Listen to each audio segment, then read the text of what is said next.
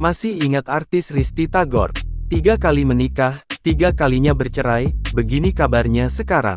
Sosok Risty Tagor dikenal sebagai pemain sinetron yang terkenal pada masanya. Dirinya disebut bercerai hingga 3 kali dalam 7 tahun terakhir membuat Risty Tagor menjadi sorotan netizen. Kisah cintanya memang tak semulus dengan karirnya di dunia entertainment. Risty Tagor tercatat 3 kali gagal berumah tangga. Pertama, ia menikah dengan Rifky Balweel pada tahun 2010 hingga tahun 2014. Kedua, Risty Tagor menikah dengan Stuart Collins selama setahun dari tahun 2015 hingga 2016. Ketiga, Risty Tagor menikah dengan pria yang ia rahasiakan, namun lagi-lagi ia gagal membina rumah tangga.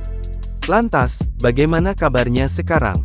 Menilik akun Instagramnya, dirinya terlihat bahagia dalam menjalani kehidupannya sekarang. Nampak dalam beberapa unggahan terbarunya, Risty Tagor tengah berlibur ke luar negeri. Penampilan Risty Tagor pun sekarang semakin beragam. Usai 3 kali bercerai, kini pesinetron cantik itu tampak 180 derajat merubah penampilannya lebih stylish dibanding sebelumnya, tapi tetap mengenakan hijab. Ibu 3 anak itu bahkan sempat mencoba gaya hijab Korean style dengan warna-warna pastel yang cantik.